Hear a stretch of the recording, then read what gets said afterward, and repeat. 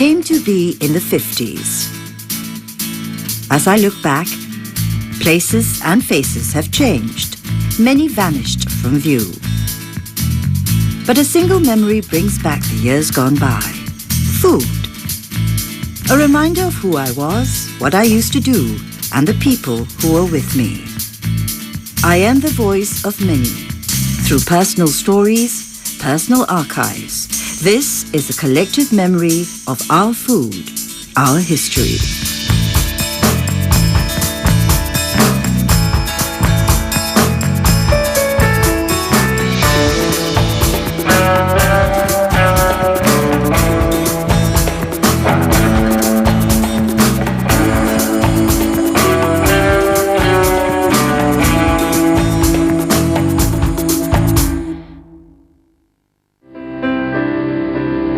A 50s Singapore was a leftover world from colonial rule. A society polarized between class, race, and even dialect groups. Out of the difficulties emerged rags to riches stories. Wealthy Chinese and Arabs gave to the community what the colonial government didn't. One of these philanthropists was Chu Ju Chiet. He owned vast tracts of coconut plantations in the east, of which some developed into suburban areas like Katong and Ju Chiet. The cultures were free to mix and assimilate. His great-grandson, Philip, remembers. I live at Ju Chiet Road with my grandmother and uncle and his family since I was born until 1957. Behind the house was a small kampong where Chinese, Malay, and Indian families lived side by side in harmony. As a kid, the kampong was my playground, and kids learned to speak each other's language easily.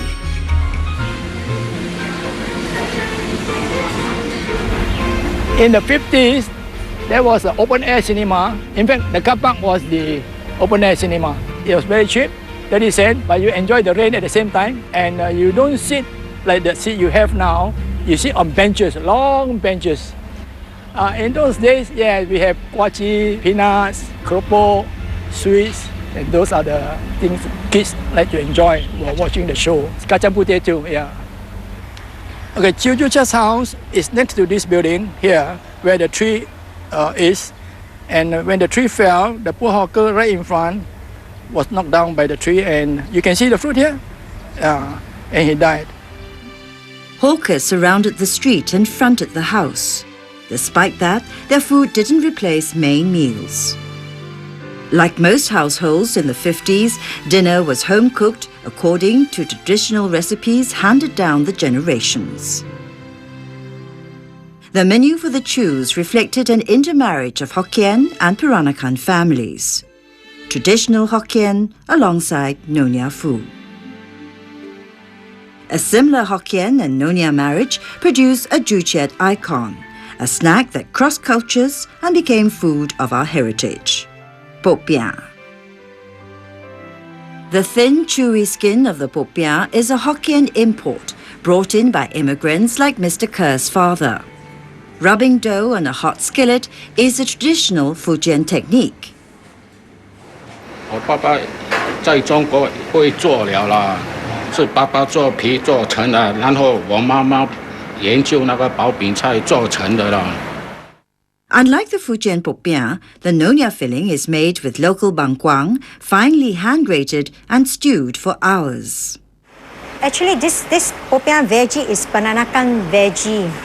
And my mom is a Nyonya lady. So my father would do the skin, and my mom will force the girls to do the cooking. The relationship between skin maker and snack filler is eldest brother and younger sister. The secret of the dough remains within the family, but the snack's popularity has spread island-wide. 50年代啊，大多数啊是那个鲁雅人吃鲜的，然后在中国人开始吃。 The popiah has all the ingredients made to suit a Nyonya palate. Complex flavors and layers of textures.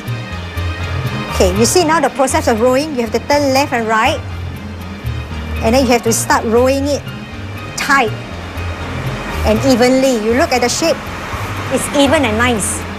The proper way of eating popiah, the traditional popiah, is eating the whole roll by not cutting it, because when you cut it, the flavor, the fragrance all gone, you see, but the taste is still there, but it's good to eat it whole because the taste is still there.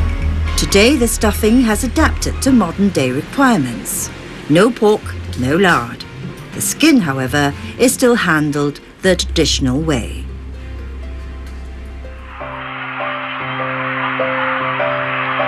In pre-TV 50s, gambling was a popular pastime and every opportunity taken to bet on it. Food became the stake. Philip and James Seah, who belong to a social group called Friends of Yesteryear, recreate a game from the past. In the old days at Juchat, there was an itinerant hawker selling braised duck or loa in Teochew. The customer can either buy the loa outright from him or play a game of dice. The reason why we can play a game of dice with him is because not everybody can afford to buy the duck outright. So he gives us a chance to play the dice game with him. And now, James and I will explain to you about the dice game. Loa, loa. Hey, loa, lai. Loa. Lai. Bằng lo lại xoay hả? This is a game of dice, and it's the best of three. The winner will win the 3 eggs. Lỡ ai bồi gì ai buồn này? Why what? Lại buồn hả? Buồn lại kiểu sao căng này? Là cả. Sao căng ha? Xin hô啦! Yêu gì sao? Yêu gì sao? Ôi giời quá! Ôi à, xin hô là. He just won the game, and I asked him whether he wants to continue or just take away the eggs for 30 cents. If he continue, the stake for the first game he wins is a quarter of the duck. And if he continue to play another game, the stake is the half of the duck. If he take the risk and wants to continue the third game and won, he will get the full duck for 30 cents. And if I lose, everything will go back to him, including my 30 cents.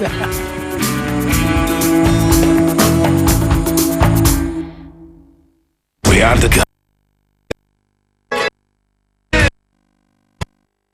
Get show tonight. Best handling a critical error. Advise.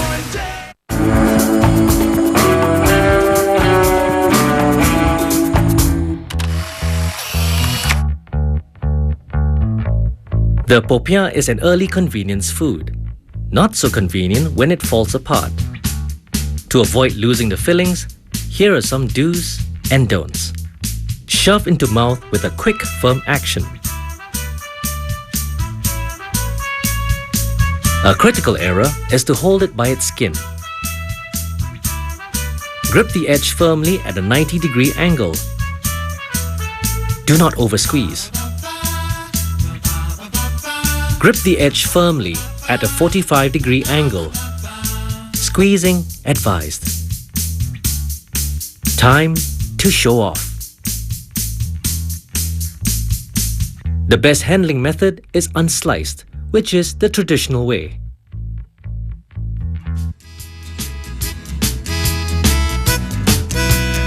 Leisure time in the 50s wasn't restricted to traditional choices.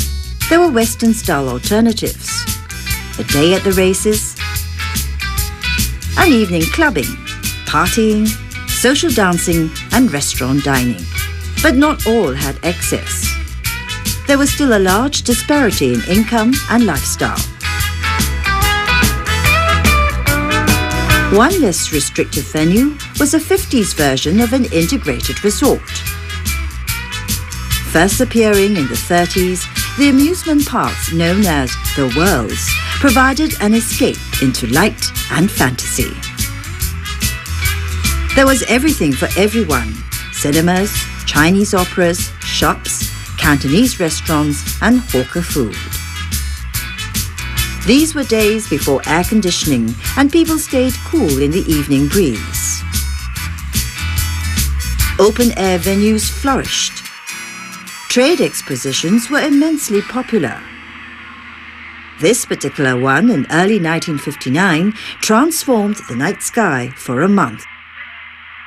The Singapore Constitution Exposition at the disused Kallang Airport showcased to the world Singapore's progress and development. But beyond the fairy lights, the bulk of Singapore was still in the third world. Nighttime meant darkness. There could be, at night, there could be a lot of noises, some nocturnal birds, and maybe coconut fall, and there was leakage and all that during rain. So you were awake, and then we would put pail to collect the water inside the house. Singapore in 1959 was more rural than urban. Many lived without the amenities of the city centre. Under the cover of coconut trees, more than half of the population dealt with conditions of have-nots. We went to live in Geylang Serai. It is near Jalan Segaf, and that was a house where there was no electricity. That's where my mother, me, and my sister lived, and I grew up in Geylang Serai. Tanah Merah Kecil was actually a dirt track. Through constant use by residents and vehicles, it became a road just like many other roads in Singapore during the 50s. Most part of the kampung in Geylang Serai, it was all coconut tree, jambu tree, mango, and rambutan. There were also a few tall kapok trees. Just behind my house, there are big areas of vegetable farm. Mom and Dad were vegetable farmers.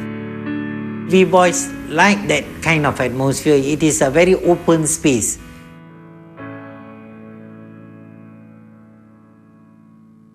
For many now in their 60s, childhood days were most likely spent in the kampongs. For them, the transformation has been the greatest. Sheikh Kadir and Yo Hong Eng provide counterpoint memories of kampong life. Both retired teachers, one writes books, the other posts. It's a life filled with days of fun and struggle, and growing up with food sourced directly from nature. There are a lot of fruit trees. All these trees are not fenced and actually do not belong to people. So you can actually go to a tree and climb the tree and take jambu or rambutan. This jambu eye, there are usually three types of jambu. One is the hard jambu, which we call guava. But jambu eye, there are two types. One is the reddish type, and the other one is the green type. So both these we will pluck and eat with ketchup. And these are free kampong fruits actually. As an Indian, he had to learn to speak Malay to integrate into the community. Food, however, remained Tamil Muslim style. I, being an Indian Muslim, the food is usually Indian food.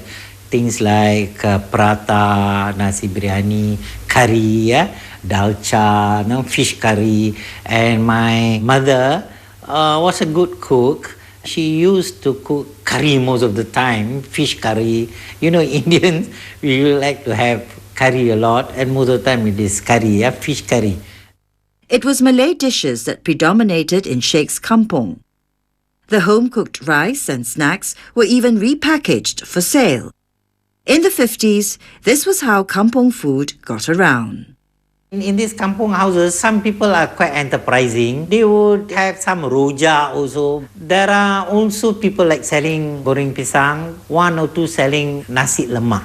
There was one house which had electricity and they had a refrigerator. And they had this ice water they put in cubes and then they sell it also. So that was something good. So we children would buy that. 5 cents only it costs, and it is ice cubes actually. And it is syruped ice cube, it is sugared ones. I have a good friend in that kampung called Gani.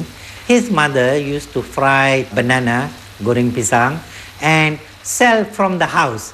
But this Gani sometimes would take this goreng pisang, put in the basket and go round the kampung, other kampung, not my kampung, but we would go round to other kampung in that area, and I would follow him. So while he shout goreng pisang, I would also shout goreng pisang. We would go from kampung to kampung. Nowadays, wherever I see goreng pisang, and that reminds me of the time when I ate goreng pisang and sold goreng pisang with my friends. A feature of Malay cuisine is the spice mix, or rempah. Back then, this was manually ground on a batu giling. While mothers worked, children helped out. You have to go to the standpipe to fetch water. It is a government standpipe, so the water is free. You can bathe there, you can collect water for cooking and all that. Some people go there and wash their clothing.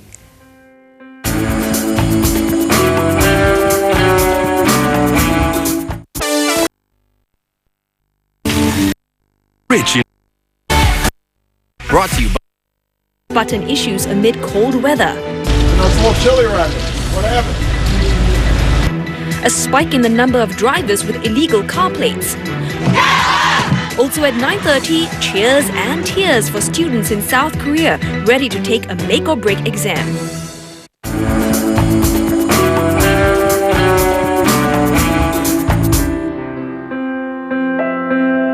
For a city child, life in a kampong was carefree. For a kampong child, there was nothing like the space beyond, in the outskirts where land became farms and fields became ponds to sail in. In the outskirts of Tanah Merah and Changi lay vast tracts of farmland, each rented out and worked on by small farmers. Yo Hong Eng grew up in this environment, balancing life between farm chores and school work. Each child had a designated duty while the parents worked in the fields or sold their produce at the market. The children's chores had to be completed before breakfast, which was substantial yet simple. My ingenious mother would scoop some hot cooked rice onto an empty bowl, crack an egg, added some fried onion pieces, a little black sauce, a teaspoonful of cooking oil before topping up with more hot rice and placed by the warm stove. We could never predict what was for dinner. It depended on what was left over after business ended at noon in the market. My mother would gather all the leftovers and barter with the fishmongers, butchers, cake sellers. They were just as eager to get rid of the leftovers before going home. Perishables could not be kept because many didn't own a fridge back then or owned any modern comforts. To start a fire, we used dried coconut leaves as starters. The smoke from the burning firewood would be discharged through the chimney at the rear of the stove. The whole kitchen would be filled with smoke. During those days, we had so much difficulties in lighting fire for cooking. So that's why that leads me to get interested in collecting matchboxes. You see, today I've collected so many matchboxes to remind me of those difficult years that I had. The collection was built from bits and pieces bought at flea markets or as gifts from friends. A collection that includes restaurants, a totally alien concept for a 50s farm boy. The highlight on the farms were the temple festival days when a wayang was pitched and the hawkers came peddling by. One of the hawkers used to use this machine, right, to make ice shaving, to make ice ball. Right, the hawkers will put the ice cube here and then lock it up and shave it. The ice shaving would drop from the bottom and then he would shave the ice ball, right, poke a hole in the middle, put some kacang inside, and then after that, reshape it again, and colored syrup was placed over it, right, and hand over to me. I would taste it. It tasted sweet plus saltish. Yo retains the past through writing and a collection of other memorabilia.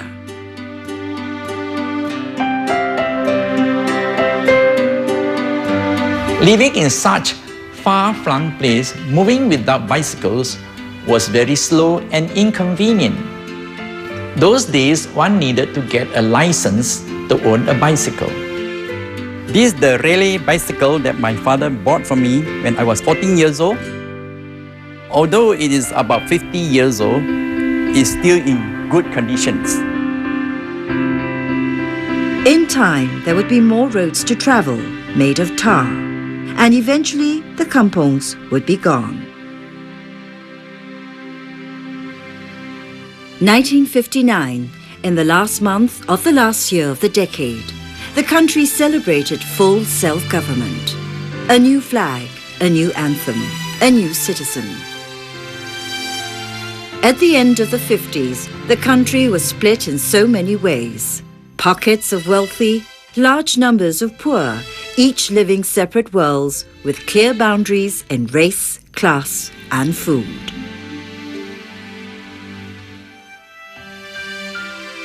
Within a generation, we will have moved from that to this. How did food become a common bond and a means of personal expression?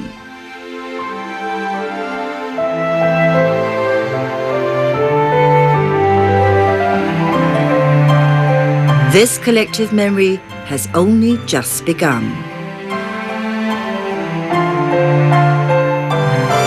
The story of our food, our history, continues.